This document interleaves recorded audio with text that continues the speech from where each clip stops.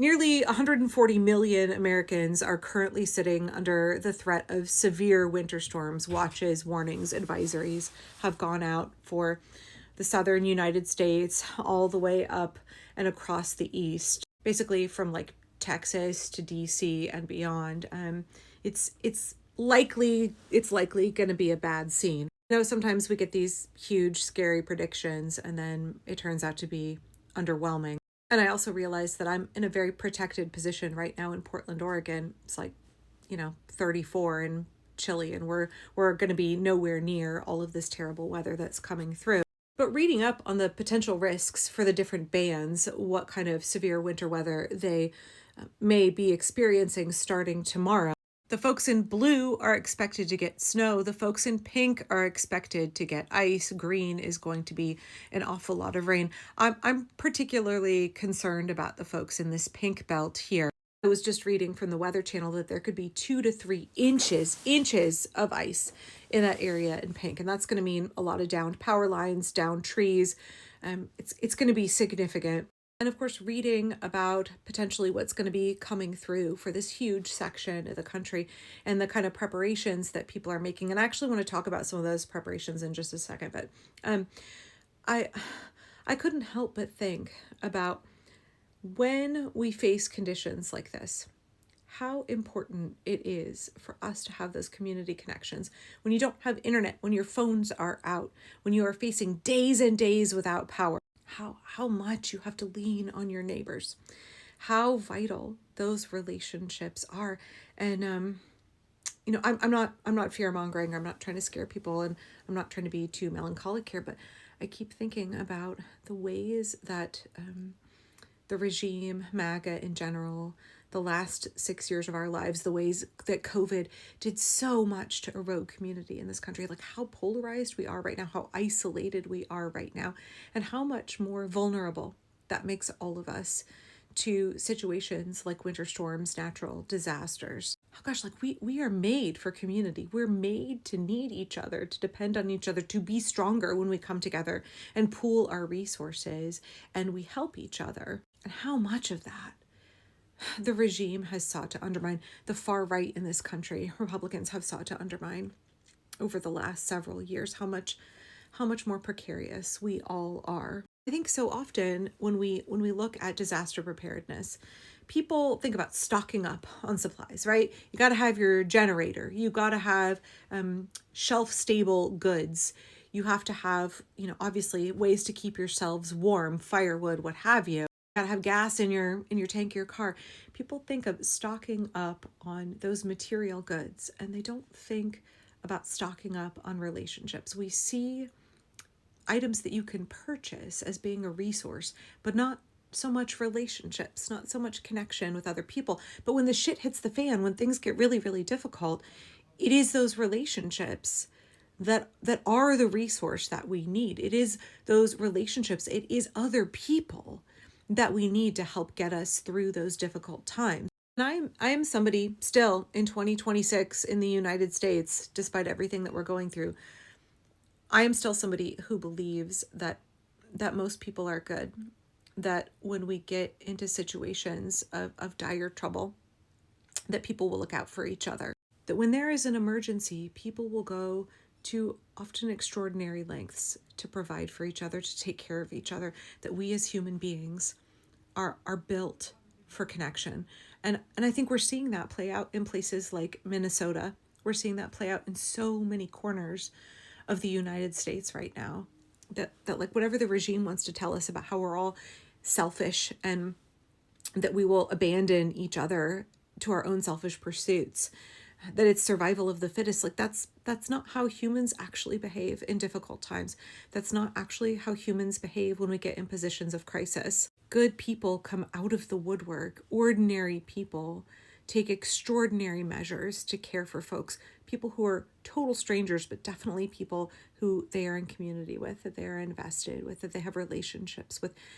We will give so much for the people that we love. And so on one hand, like I'm a little apprehensive going into the storm because I think MAGA has done so much to erode our investment in each other, our relationships with each other, to make us isolated and alone, to destroy community, functional community, to polarize, to isolate us. But on the other hand, that's been going on around the country for years, and we are experiencing significant crises inflicted upon us by the federal government in the United States, and we're seeing helpers rise up everywhere. We're seeing people very quickly build those relationships, care for each other once again, take on significant personal risk, make huge sacrifices to be fully human, right? To embrace our humanity, our sense of compassion, to be good to each other. And so, I was reading, all the preparation, all of the winter forecasting. My initial response was, well, shit, we've done so much to destroy community. How are people going to fare when things are bad? Because power could be out for days or weeks, even in some of these locations. It could be pretty significant. People will be iced in, snowed in, and only able to reach their immediate neighbors. And in so many places in the country, we've been taught to hate our neighbors. We've been taught to fear our neighbors. Then I thought, no.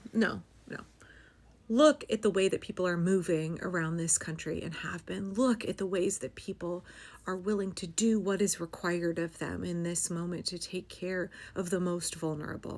I hope that these forecasts are wrong and that these storms fizzle out and they amount to nothing and everybody is fine. But if they are as bad as people are anticipating, I hope what comes out of this is Americans taking care of each other. Americans overlooking all of the terrible political divide, all of the hate that has been stoked in this country by the far right for years and years. And instead, we realize that we are all Americans, we are all neighbors, we are all people, and we need each other. As much as we need flashlights and batteries and gas in our car and turn our pipes open so that they drip and whatever else, medical equipment, stock up on medications, whatever it is that we need, pet food, baby formula, if you need it. Like, yes, all of those supplies are necessary, but so are other people. And I know we're going to hear so many good stories of people being courageous and taking care of each other, people being decent. I think most Americans are decent people. I don't give a shit what the media has told us. I don't give a shit what the bots are trying to portray about the level of vitriol and hatred that exists in this country. I think when we experience times of tremendous hardship, when we experience adversity, like natural disasters, that's when we see that people are capable, absolutely are capable of being extremely decent. We're able to find our humanity again. We're able to set aside politics. We're able to set aside all of the propaganda, see the humanity in our neighbors and take care of each other. So I hope and trust that people are gonna look out for each other. Please stay safe, y'all. If you are in one of those bands, if you're one of the 140 million Americans who might be hit by this storm starting tomorrow and throughout the weekend, make sure that you have those basic supplies. You have your medications, you have gas in the car, you have a source of heat, and make sure that you are not going to carbon monoxide yourself. Don't run your generator in your house. Have an emergency hand crank radio. Anticipate that your phones are not going to work, that you're not going to have electricity for days on end. Please, please, please make sure that you have necessary medications and take a moment and go talk to your neighbors. Maybe you never talk to your neighbors. Go talk to your neighbors tomorrow morning and check on them and make sure that you have a plan for the two of you, right? If you have elderly folks in your neighborhood, I don't give a shit if they're as MAGA can be. If you have elderly folks in your neighborhood living alone, check on them before this storm starts. Make sure they have what they need to be safe and get through this. Make sure they have their pipes prepped for freezing temperatures. Make sure that they have shelf-stable food. Make a plan. Make a plan with folks who live around you. If you guys don't have power, if you don't have access to phones, how are you going to look out for each other? What's your system? Make a plan. Make a plan with your neighbors right where you are. Reach out to each other. You are a resource. Make yourself available to your neighbors. Please take the time to prepare and get ready. Please stay safe, y'all. We're all thinking about you.